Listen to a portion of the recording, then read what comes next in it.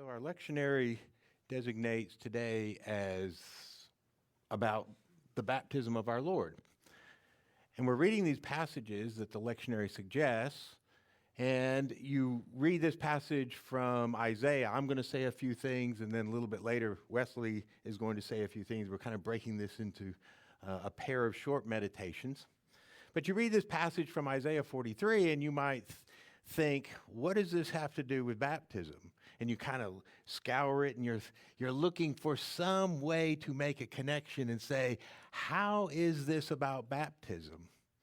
Well, there's water mentioned here, but it seems more like it's figuratively talking about something that's difficult, a trial, a hardship, and that God will keep the people even when they pass through the water and keep them safe even when they go through the fire. And so you look through it and you think, I don't see anything about baptism in here, and you'd be right. This is not a passage about baptism. But baptism is about this passage.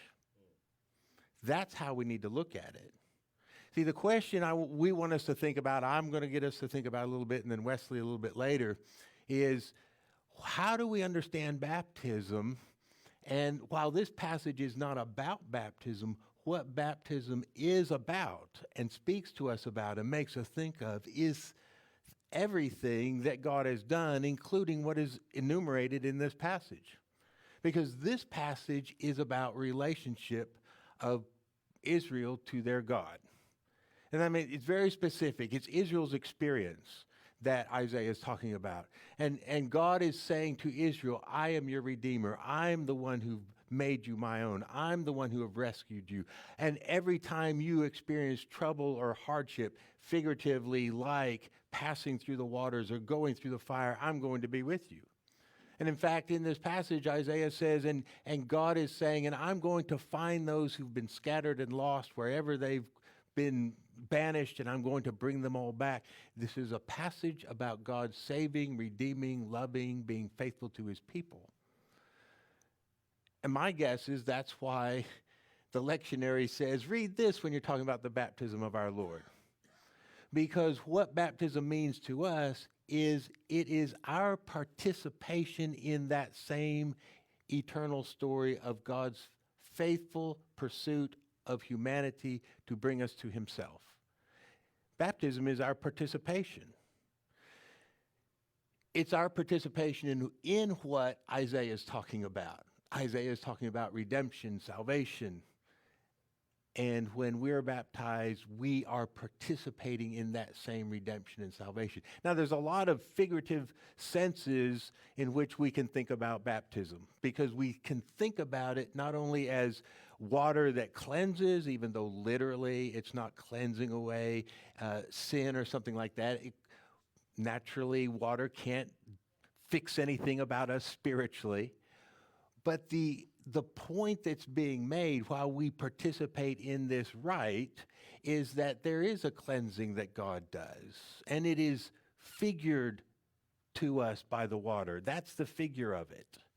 And it makes us think about how water is so often found in the story of God's interaction. You can start in creation. When the waters are there and the Spirit of God moves over the face of the waters and they're all chaotic, and he starts to bring order, and he divides the waters and he brings forth the dry ground, the waters of creation. Obviously, we can think about the water through which Israel passes in their exodus out of Egypt. We can think about the water through which they pass as they enter Jordan and go into the promised land. We can certainly think about it in terms of Jesus' own baptism. And so all of this is our participation. We are joining in the story of Israel, in the story of how God has loved the world and redeemed the world and brought the world to himself. And so all these different stories about water, even Peter in his letter makes a reference to Noah's story and says the water lifts up the ark and saves the people. And he says, and in the same way, baptism saves us. And so you can see Peter thinking about how these stories involve water and seeing it in terms of our own baptism. So really, one thing I want us to think about is this idea of Baptism being our participation in the story of God. In so many different ways, metaphorically, we see ourselves as joining in that same story. Now, I grew up in a tradition where we emphasize baptism a lot. I don't think we always emphasized it well. Our emphasis was on, did you do it in the right manner? Were you thinking the right things? Did you follow the right procedures? And if you didn't, it wasn't effective.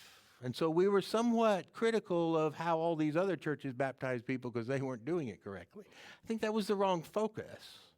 But when I was looking myself to try and sort out the faith I had grown up with, I wanted to ask myself, well, is baptism really as important as we have made it? And I read through the letters of Paul, and I think the only letter in which Paul does not mention baptism is the very short one to Philemon. I could be wrong. It could be there's two. But when I read through Paul's letters, I realized he keeps bringing up baptism. It must be important. But what I noticed about how Paul kept bringing it up, he kept bringing it up to Christians who had been baptized, and he kept reminding them to live more deeply into the meaning of their baptism. He kept saying, hey, you were baptized, and that means this. Didn't you realize that? Right? He would say things like, we've all entered in through one baptism. The point is, whether you're rich or you're poor or you're Jew or you're Greek or you're a man or you're a woman, it doesn't matter. We all enter this in the same way through the same baptism. And Paul would be saying, see, that's why we don't honor among us these sort of social and, distinctions, because baptism is this common experience which is for all of us, no matter how we are positioned in this world, rich or poor, important or slave or free in those days, right? So he would bring up baptism all the time, but it was always in this way of you need to grow more deeply in the understanding of how you live out the significance of what it is you've actually done. And so rather than asking, do we understand it all right when we participate in it, it's more like, well, of course we won't understand it all correctly. We'll spend the rest of our lives as followers of Jesus trying to grow deeper in our understanding of what it was we participated in and were given. Finding new implications and new understandings and bigger truths about it, and then trying to live up to our baptism. In one place, Paul says to Christians, don't you realize that when you were baptized into Christ, you put on Christ? I mean, the point he's saying is, don't you realize you clothed yourselves with Christ at that moment, which means everything about how you live now? Well, obviously, they hadn't thought that deeply about it. And he's pushing them to understand more. So I would like to position us in that kind of way this morning about participation. It's not on the day on which you were baptized, how much did you understand and did you have it right in your head when you did that? Maybe you experienced baptism because your parents, before you were very old at all, chose to have you baptized. But you're in the same position of, for the rest of your life, trying to learn, what does it mean for me to be a baptized follower of Christ?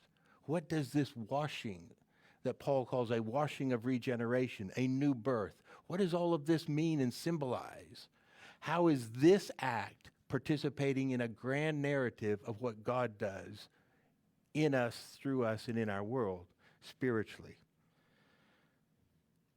So that's what I think about when we're talking about baptism as participation. It's a sharing in what God is doing. And there's an interesting thing, because it's not only speaking to us about participation, it is itself participation.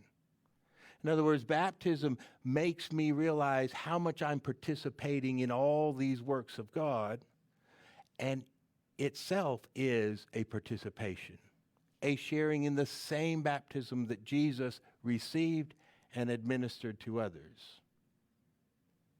So it is both something that speaks to me about participation and is itself a real spiritual participation in the work of God. I would like to call it also a thin space in the world. What I mean by thin space is often as modern people, we imagine there is a great barrier between the spiritual and the physical and the material. And almost the spiritual, as modern people, we tend to doubt has any reality. It's kind of, well, I don't know. I have proof of the physical, but the spiritual, it's easy to wonder whether it's real or not. But I think our Christian perspective is that there is a very thin veil between the spiritual and the material, between what is physically tangible and what is just as real, but not physically tangible, but is spiritually tangible. And my understanding of what I'm being taught is that all of life involves this thin space, that there is not a great gulf between the two realities. It is just a very thin veil. Baptism is one of those places where we start to realize how thin it is. How in the simple act, and it's very simple, the water's ordinary. You can get it out of the tap, right? You turn on the faucet, you get some water, and you get baptized. And then what's special about that? It came from Pelham Waterworks or the Hoover Waterworks. Yes, it did. But part of what we understand is, but God is present and is working in everything. And he's present to us in the most ordinary ways.